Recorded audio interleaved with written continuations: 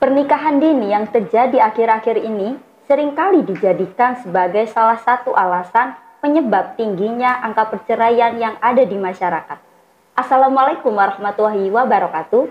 Bismillah, alhamdulillah, wassalatu wassalamu ala rasulillah, sayyidina wa maulana Muhammad wa ala alihi wa sahbihi wa mawalah. Selamat pagi para pemirsa Pena TV Kedamaian dimanapun Anda berada, serta seluruh rekan-rekan Nita yang ada di rumah dan di mana saja. Bagaimana kabar hari ini? Semoga kita semua selalu dalam keberkahan dan kesehatan dan selalu dalam lindungan Allah Subhanahu wa Ta'ala. Saya Fatimatu Zuhro kembali hadir menyapa Anda sekalian dalam program kesayangan kita, yaitu Ngopi, yaitu Ngobrol Happy. Pada kesempatan kali ini kami akan membahas mengenai warna-warni pernikahan dini. Sudah hadir bersama saya Bapak Haji Agus Hayatuddin, SAG MSI, yang saat ini sudah hadir. Mari kita sapa dulu Bapak Agus. Assalamualaikum Bapak. Waalaikumsalam warahmatullahi wabarakatuh. Oke, bagaimana kabarnya hari ini Bapak? Alhamdulillah baik, sehat. Panjenengan gimana? Alhamdulillah baik Bapak. Oke. Mungkin bisa disampaikan sedikit untuk menyapa para pemirsa mengenai aktivitas jenengan dan kesibukan akhir-akhir ini Bapak. Oke, terima kasih. Assalamualaikum warahmatullahi wabarakatuh. Bismillah, walhamdulillah, wassalatu wassalamu ala rasulillah, Sayyidina wa maulana Muhammad ibni Abdillah, wa la hawla wa la quwwata illa billah, amma ba'd. Para pemirsa yang ada di rumah maupun yang ada di studio kantor MWC Kecamatan Kedamaian, adik-adik, remaja, IPNU dan IPPNU yang senantiasa dirahmati oleh Allah Subhanahu wa Ta'ala. Puji syukur kita panjatkan kehadiran Allah Subhanahu wa Ta'ala, yang mana di pagi hari yang setengah mendung ini kita ditakdir oleh Allah dengan takdir yang baik.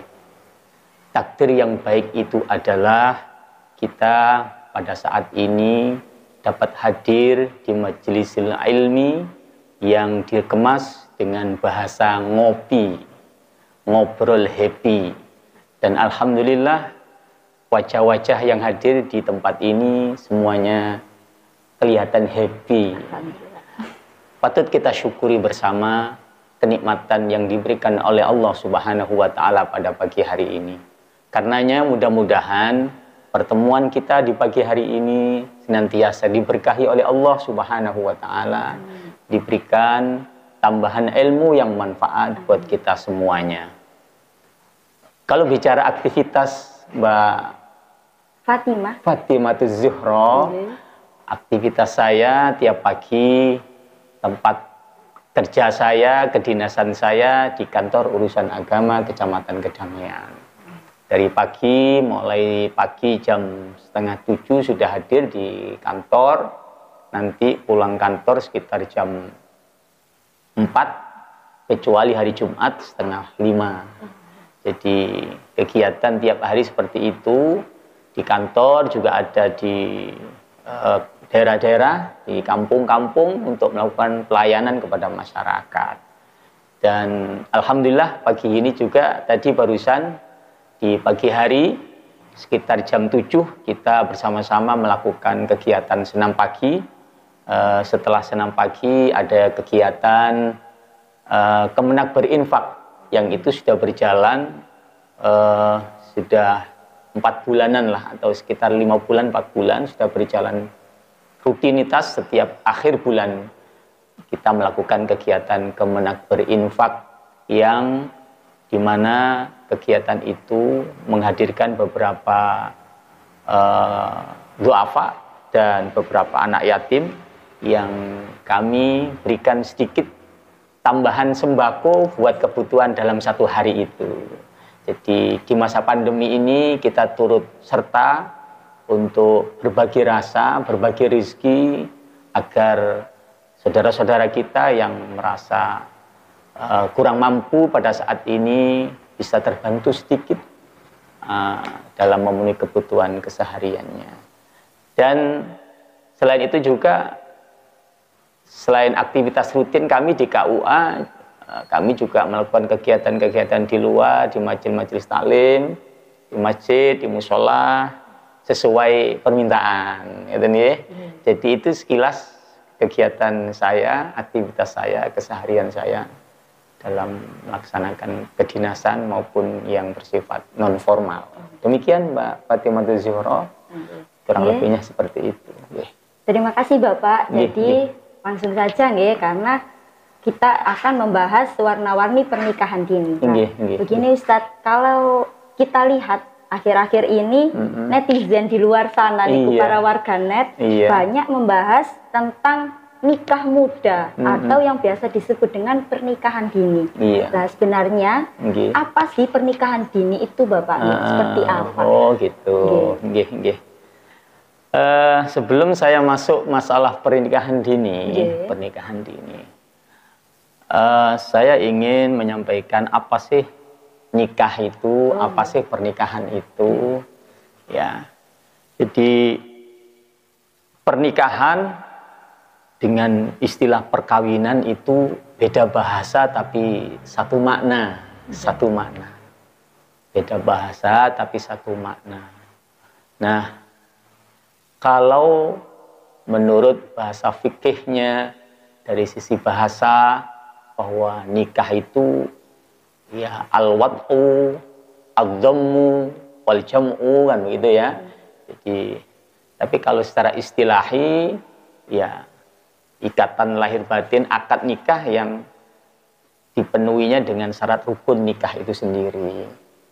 Nah, kalau merujuk kepada definisi perkawinan atau pernikahan yang ada di Undang-Undang Nomor 1 Tahun 1974, bahwa perkawinan itu adalah ikatan lahir batin antara seorang lelaki dengan seorang perempuan sebagai suami istri, sebagai suami istri dalam tujuan membentuk sebuah rumah tangga atau keluarga yang bahagia dan kekal.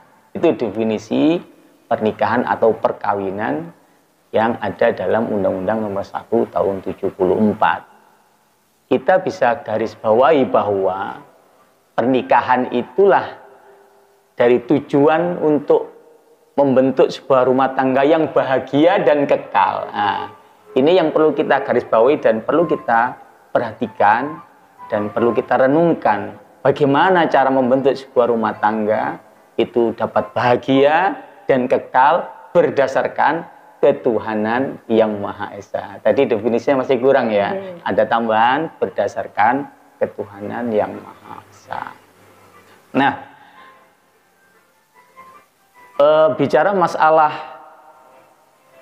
pernikahan dini tadi, pernikahan dini, yang namanya dini itu kan belum waktunya ya, belum waktunya. Sehingga yang kalau digabungkan pernikahan dini berarti pernikahan yang belum waktunya. Nah itu.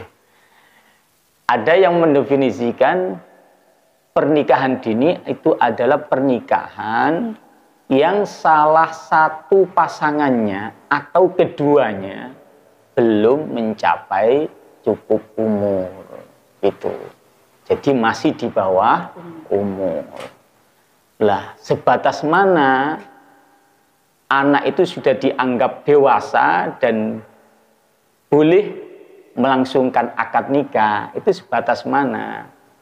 Nah, di dalam Undang-Undang Nomor 16 Tahun 2020, perubahan dari Undang-Undang Nomor 1 Tahun 1974, bahwa batasan umur minimal seseorang boleh melangsungkan nikah, baik laki-laki maupun perempuan, itu ya 19 tahun.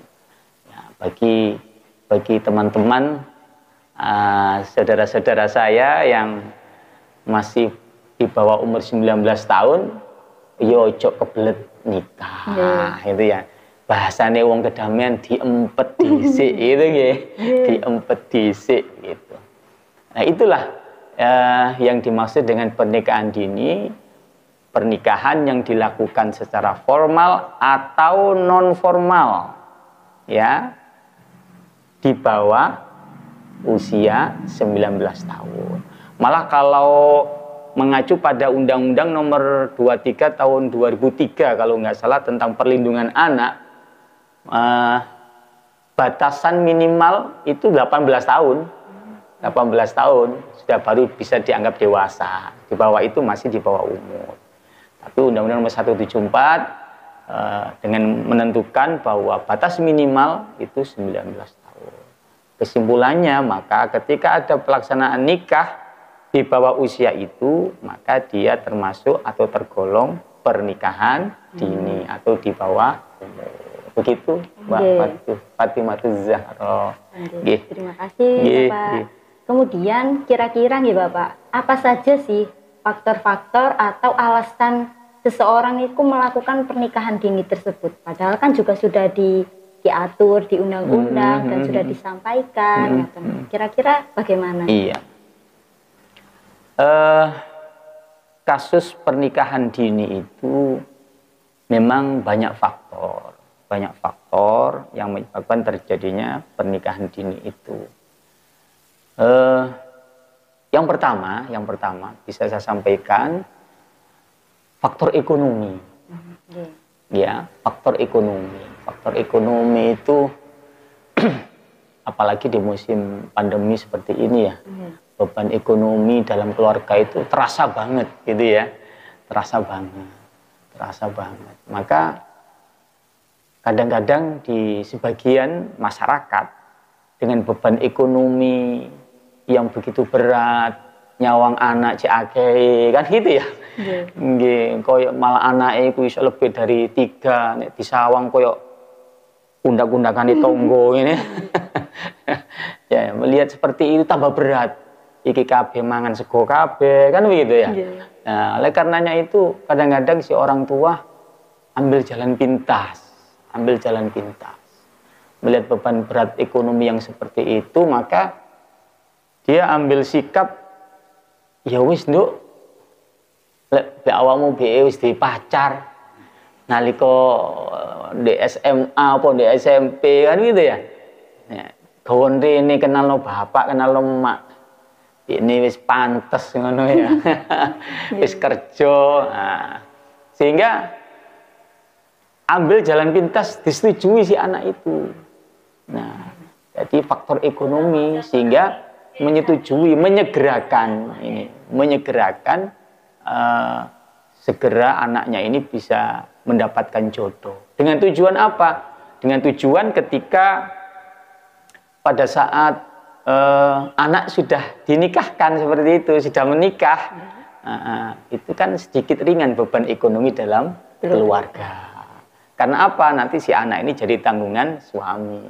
Iku lek bojone pas bener, gitu. Pas bener gelem nyambut gawe. Pas mari nikah malah bebani bapak ya, itu juga termasuk problem juga. Tapi yang terjadi salah satunya memang faktor ekonomi. Yang kedua, saya melihat itu faktor dari orang tua itu sendiri, Faktor orang tua ini kadang-kadang di desa utamanya, tidak tahu kalau di Kedamian masih ada apa enggak pemikiran yang kolot gitu ya. Ada sebagian orang tua itu berpikir bahwa seorang anak perempuan lek gak cepet-cepet oleh jodoh umure 15 ke atas 17 sampai 20 kok gorong oleh jodoh ngoten ya, itu merasa malu dilihat tetangga, dianggap anaknya gak payu gitu ya, dianggap anaknya gak payu. Nah, maka ada semacam rasa was-was atau takut kalau anaknya nanti dibilang sama tetangga kanan kiri atau masyarakat jadi perawan tuaan begitu. Nah, maka dari situ orang tua punya keinginan untuk menyegerakan anaknya mendapatkan jodoh. Nek kadang-kadang anaknya ditanya, "Oh, kon wis duwe pacar nduk?" "Dereng, Pak." "Ya wis tak dolek-dolekno," kadang gitu ya. Jadi itu sebuah solusi untuk mempercepat faktor pernikahan dini di situ salah satunya. Faktor orang tua. Yang ketiga, faktor pendidikan. Faktor pendidikan ini karena rendahnya tingkat pendidikan orang tua, tingkat pendidikan anak atau masyarakat sekitar, gitu, sehingga pernikahan dengan usia dini itu buat mereka tidak masalah, oke-oke saja, oke-oke saja. Padahal dia tidak berpikir ke depan problem keluarga itu luar biasa banyaknya. Jadi masalah keluarga itu masalah yang rumit, masalah yang pelik. Ketika usia masih muda seperti itu, gampang emosi, gampang labil lah dari sisi psikologisnya, dari sisi mentalnya itu masih kurang kuat. Dengan latar belakang pendidikan yang rendah inilah sehingga tanpa berpikir hal-hal yang ke depan setelah nikah itu tidak pikir, pokoknya sudah nikah. Gitu. Ini faktor pendidikan. Kemudian yang lebih parah lagi sekarang ini faktor yang menyebabkan adanya pernikahan dini itu karena pergaulan bebas. Pergaulan bebas ini yang perlu penanganan khusus ini ya. Teman-teman adik-adik remaja IPNU IPBNU ini perlu membentengi diri dengan pergaulan bebas itu. Karena apa? Setiap orang sudah pegang handphone ya, dunia dalam genggaman, buka apa wae wis ya bisa kan gitu. Ndelok fotone sapa? Jupe ya. Jupe lah sudah almarhum ya. Ya, sudah. Iya, Jupe. Artis yang cantik-cantik, anak SMP, anak SMA kan suka lihat-lihat kayak gitu ya. Terus bergaul tanpa batas dengan teman semuanya, gitu. Nah, dengan pergaulan bebas itu ada yang masih berpikir sehat, ada yang berpikir sehat. Andaikan saya terus-terusan kayak gini, saya takut melakukan perbuatan zina.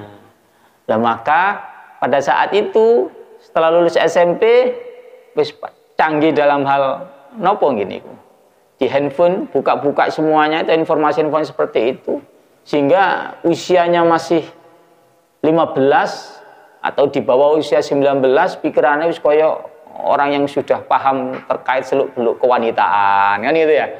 Nah, itu yang memancing reaksi-reaksi untuk kepingin nikah begitu. Sehingga ada yang masih berpikiran positif untuk membentengi dirinya, sehingga dia memaksakan untuk daripada saya melakukan perbuatan zina, ya wis aku tak nikah kan gitu ya, tak melangsungkan nikah.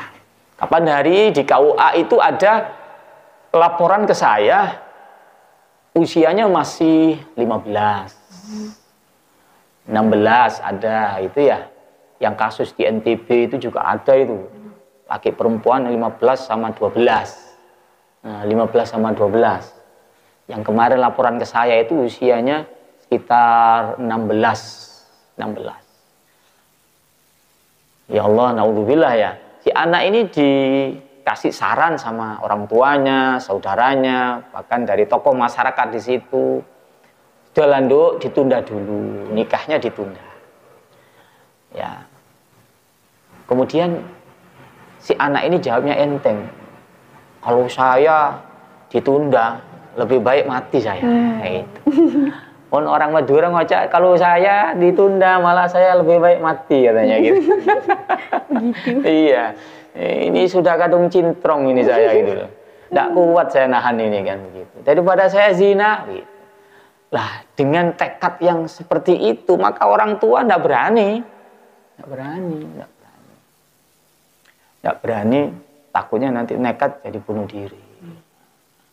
Maka itu diantara salah satu beberapa faktor yang menyebabkan adanya pernikahan dini. Ini perlu kita pikirkan bersama, panjenengan, adik-adik remaja IPNU dan IPBNU ya, PAJ Kecamatan Kedamaian. Ayo bareng-bareng ya kita untuk mensosialisasikan, mengajak teman-teman agar jangan melakukan pernikahan dini itu. Meskipun memenuhi beberapa faktor tadi itu, setidaknya harus kita hindari, gitu ya. Itu diantara faktornya. Mungkin ada banyak hal karena ini dibatasi waktu. Dan baik, ini saya ambil faktor-faktor yang paling dominan, yang paling ini saja. Ya.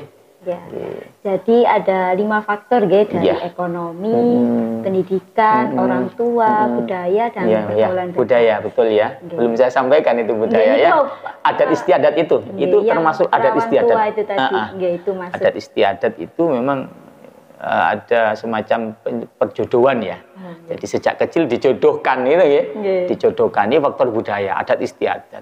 Sehingga awakmu kan soge, aku soge, ben dunyoku kak katutan wong liya, katutan ilang, ayo anak podo anak diikat aja kekeluargaan kan gitu ya. Emang dunyone. Sehingga adat istiadat ini juga sangat mempengaruhi adanya pernikahan dini. Nggih, Mbak Fatimah. Kemudian ketika pernikahan dini niku sudah dilakukan nggih Bapak, kira-kira dampaknya itu bagaimana? Mungkin bisa dimulai dari dampak positif dulu terkait pernikahan dini. Nggih. Kalau bicara dampak pasti ada lah. Dampak positifnya, negatifnya pasti ada. Cuman lebih banyak mana kan gitu Mas ya. Lebih banyak mana ya Pak Fatimah ya. Jadi itu perlu dipertimbangkan. Kalau bila bicara masalah dampak dari sisi positif memang ada. Jadi saya sampaikan di awal faktor ekonomi dan faktor orang tua. Ini salah satu faktor itu memang dari sisi positif meringankan beban ekonomi tentunya ya. Meringankan beban ekonomi. Jadi yang pertama itu bisa meringankan beban ekonomi. Yang kedua, tadi di awal sudah saya sampaikan mencegah kemaksiatan. Nah itu, mencegah kemaksiatan. Sehingga di kalangan teman-teman kita yang masih di bawah umur ketika terjadi pergaulan bebas itu untung masih ada pemikiran positif itu ya, mencegah terjadinya perzinahan itu. Jadi dia memberanikan diri wis ayo wis kadung seiya sekata tinggi. Jadi istilah tai kucing rasa coklat begini ya. Nah, sehingga dia itu salah satu sisi positif itu meringankan beban ekonomi, yang kedua mencegah kemaksiatan itu. Itu sisi positifnya. Dari sisi negatifnya, tentu banyak sekali ya, banyak sekali yang saya sampaikan pada kesempatan ini, utamanya masalah pendidikan. Itu dampak negatifnya. Karena saking kebeletnya pengen nikah mari SMP, SMA lulus langsung nikah gitu ya. Itu menjadikan hambatan untuk sekolah atau belajar yang lebih tinggi lagi. Belajar yang lebih tinggi lagi. Kenapa? Karena orang kalau sudah masuk dalam dunia rumah tangga, sekolah wis males, Mas. Wis males, ya Pak ya. Jadi saya dipikir, ya kebutuhan keluarga, apalagi bagi kaum ibu yang sudah nikah di bawah umur, ujuk-ujuk moro-moro hamil kan gitu ya. Hamil usia sik 17 mbok totong ngono ngalor ngidul nggawa tong ngeten ya. Wis punya calon bayi, baby. Apalagi nanti saat kelahirannya butuh biaya banyak dan sebagainya. Suami akhirnya tidak fokus, diajak sekolah lagi sudah tidak mau. Ya, fokus mencari nafkah untuk kebutuhan ibu dan keluarga dan semuanya. Itu dari sisi pendidikan. Kemudian dari sisi ketenaga kerjaan. Ini. Orang kalau pendidikannya rendah, SMP katakan, atau SMA, kok wis rumah tangga, itu ya, rumah tangga. Saya yakin itu tidak bisa jadi direktur itu. Iya, direktur apa, mempunyai posisi kedudukan jabatan di instansi atau di mana lah, BUMN atau apa, tidak bisa. Ijazah SD, SMP, SMA itu buat apa sekarang? S1 aja sudah. Kayak Mbak Fatimah ini kan sudah S2 ya. S2. Nah, ini kan mengikuti tren zamannya memang gitu ya. Zaman kayak begini kemudian kok si SMA ya. Saya yakin mentok pekerjaannya jadi buruh. Ya toh? Jadi buruh Mbak Fatimah. Jadi lah buruh sekarang UMR berapa? Gitu ya. Sekitar 3 juta lebih ya. Ya 3 juta sekian lah. Itu kalau buat kebutuhan kita sehari-hari, anaknya katakan telu, begitu ya. Kebutuhan untuk kebutuhan sehari-hari ya tidak mungkin lah untuk bisa inilah. Maka dengan tingkat pendidikan yang rendah ini, seseorang yang melaksanakan nikah dini ini memang rentan untuk tidak bisa mencari pekerjaan yang lebih mapan, lebih enak gitu. Itu yang dari sisi ketenaga kerjaan. Dari sisi kesehatan ini wanita yang nikah dini itu sangat rentan terkena penyakit kanker serviks, kanker mulut rahim itu ya. Karena menurut dunia kedokteran, mulut rahim bagi wanita yang masih di bawah umur itu, ini katanya kedokteran ya, saya bukan orang dokter, posisinya masih terbuka keluar, jadi belum tertutup ke dalam. Maka ketika ini artinya apa? Ini belum siap dalam melakukan hubungan biologis. Kalau dipaksakan ya bisa, tapi ini bisa membawa dampak yang sangat berbahaya. Ya, tadi saya sampaikan bisa muncul penyakit yang namanya kanker mulut rahim atau kanker serviks itu. Ini bahaya sekali ya, ini perlu diperhatikan di situ. Yang kedua, bagi wanita yang usia muda, nikah dini ya, itu sangat rentan ketika hamil itu terjadi pendarahan. Ya, pendarahan. Yang kedua, keguguran. Yang paling menakutkan bahwa pernikahan dini bagi seorang ibu ketika hamil itu seringkali terjadi kematian. Karena belum siapnya kondisi tubuh untuk menerima hal seperti itu. Ya, usia segitu pinggulnya kan belum melar, gitu, belum melar, dipaksakan gitu. Nah, oleh karenanya dari sisi kesehatan inilah perlu diperhatikan, sangat perlu diperhatikan, karena jumlah angka kematian ibu dan anak ketika terjadi itu rata-rata ibunya masih muda, nikahnya pernikahan dini. Maka seyogyanya ini bisa dikendalikan. Yang terakhir, yang saya tahu dampak dari pernikahan dini itu adalah dari sisi psikologis, si suami dan istri yang pernikahan dini itu. Karena apa? Usia segitu itu masih labil, ya, masih labil. Makanya ada banyak KDRT dalam rumah tangga itu rata-rata kalau kita survei itu kebanyakan pernikahan dini. Karena ya arek Mbak ya, masih anak-anak, pinginnya masih disanjung, disayang, yang enak-enak toh kan gitu. Nek pimaem nyeluk mae kan itu ya. Tak wis wae sik durung usia belum mateng, wis gendong anak, nyusoni, kok anake dalu wis nangis, bapake meluker ae kan itu. Alasannya pegel kerja dan macam-macam, sehingga timbul emosi, bentrok rame, timbullah KDRT. Maka dari situ saya teringat sebuah hadis Rasulullah Shallallahu Alaihi Wasallam, anjuran tentang melaksanakan nikah. Ya ma'syarus sabab man istata'a minkumul ba'ah falyatazawwaj. Wahai para pemuda, jika kalian sudah mampu, maka hendaklah kalian untuk menikah.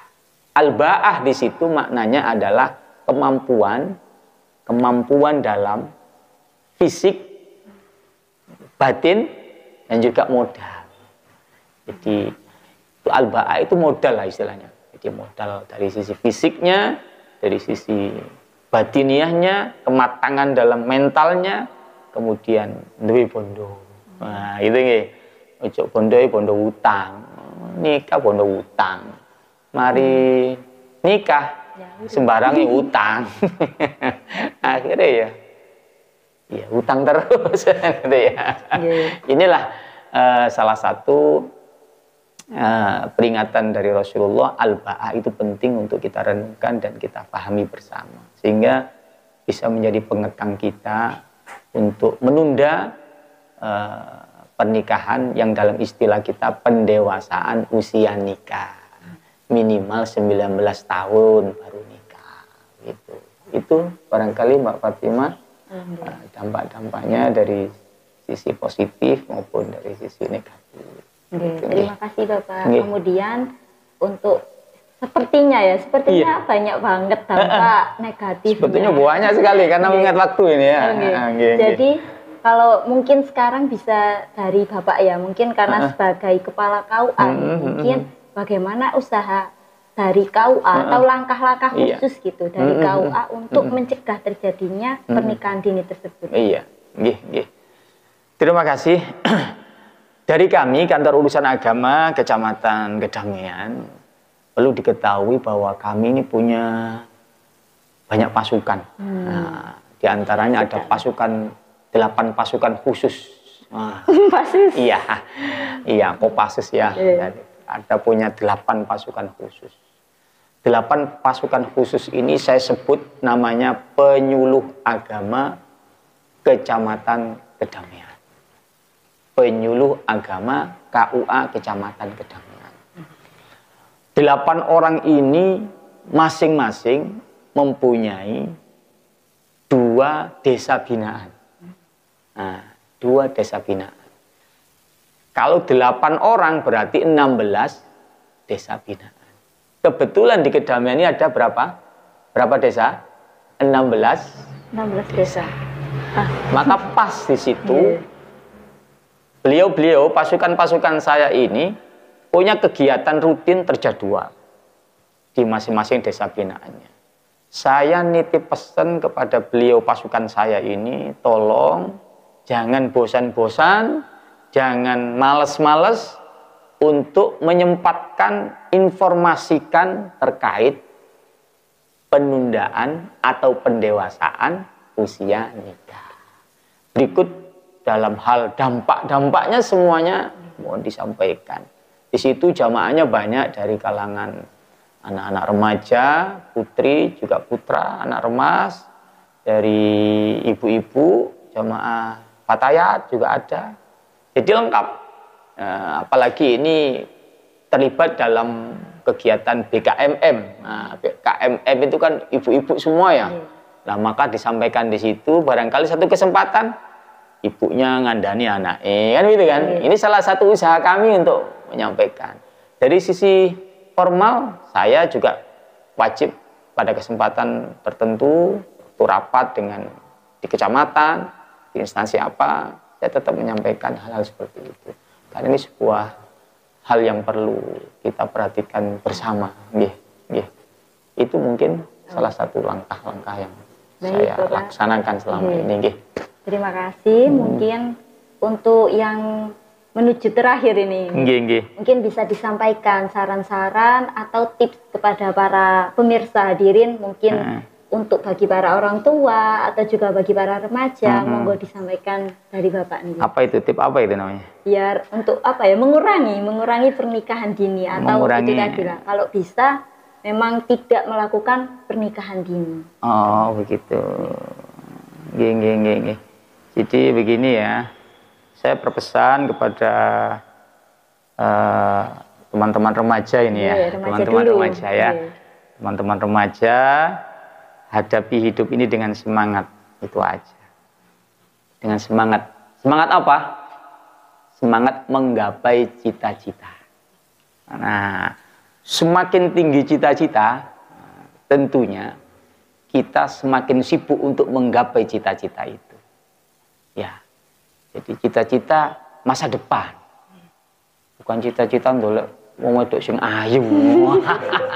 Itu nanti ada saatnya, ya. Jangan itu. Oleh karena dengan cita-cita yang tinggi itu maka panjenengan harus lebih semangat dan jangan apa ya? Jangan patah semangat ya. Jangan patah semangat.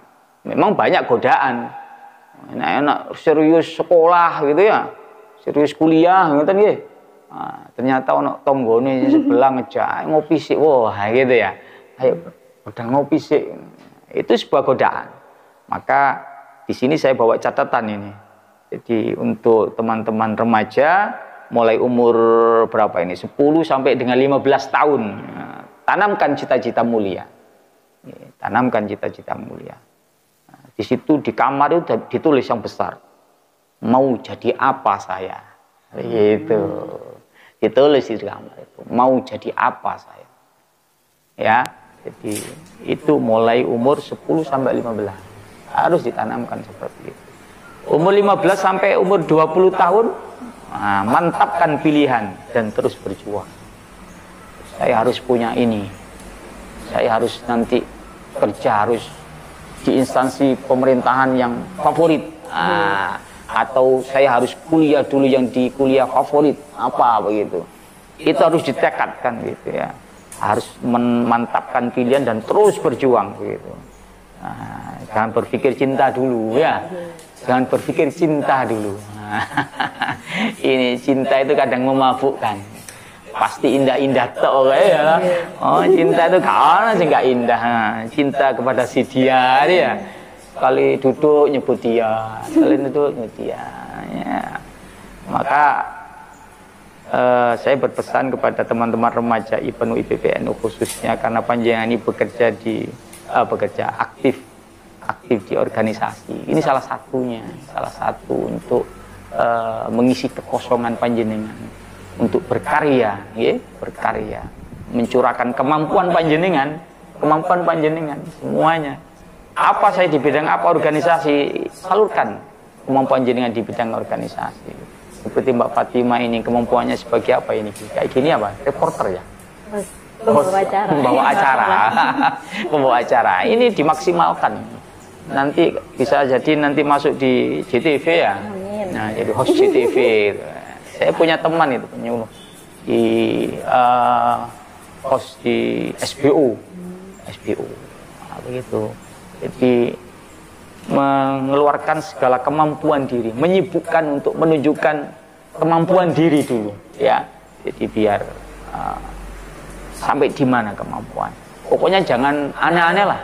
Searah wedek anggepen gambar liwat kene sponsor gitu ya. Mohon maaf ya Mbak Fatima ya. Karena wong lanang ku nek wis cekelan duit biasane polahe akeh ngoten. Polahe akeh. Nggih. Polahe akeh gitu Mbak Fatima ya. Apa gitu? Nah, maka mengejar cita-cita ini penting. Nah, kalau sudah cita-cita ini sudah dengan raih, dengan penuh semangat, perjuangan, tapi kita kembalikan semua itu adalah takdir Allah Subhanahu wa Ta'ala. Kalau sudah kita maksimalkan, semuanya kembali kepada Allah. Semakin kita tinggi cita-cita kita, semangat kita, maka kita akan menemukan cinta sejati itu, akan ketemu sendiri, gitu ya.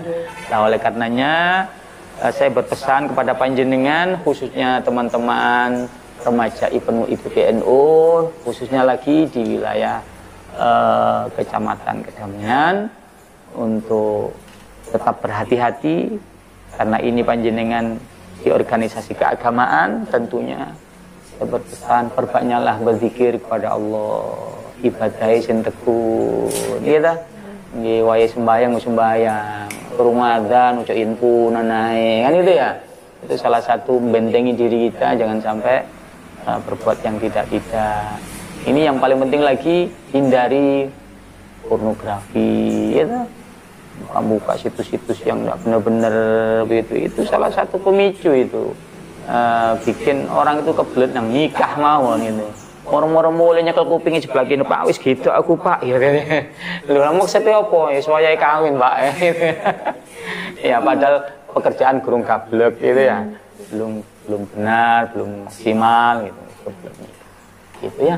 Jadi ini pesan saya untuk teman-teman remaja IPNU dan IPBNU khususnya dan semuanya yang ada di rumah, bentengi diri dengan keimanan yang kuat dan gapai cita-cita yang setinggi mungkin, semangat untuk menggapai cita-cita, maka pada akhirnya nanti Allah memberikan sesuatu yang terbaik untuk kalian semuanya.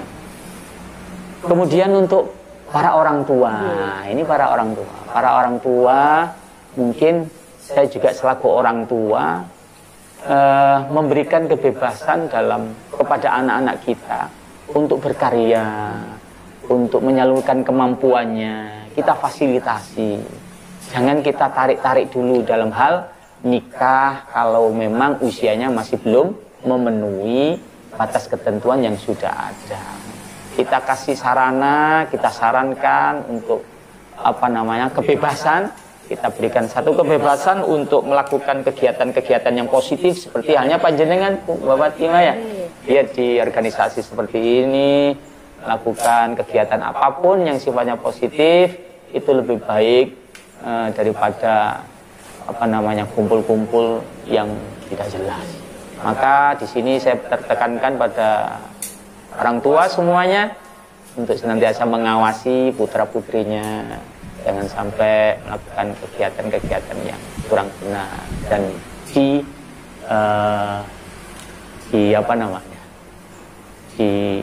macam tidak sesuai dengan agama lah, itu mungkin pesan saya. Terima kasih. Baik, terima kasih Bapak atas waktunya. Dan semoga kita semua serta seluruh rekan-rekan kita dan peserta PNA Fisik Kedamaian dimanapun Anda berada dapat mengambil hikmah dari materi hari ini. Amin.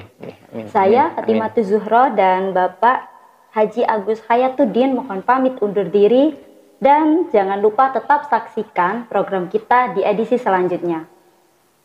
Wallahul muwaffiq ila aqwamit thoriq. Wassalamualaikum warahmatullahi wabarakatuh. Waalaikumsalam warahmatullahi wabarakatuh.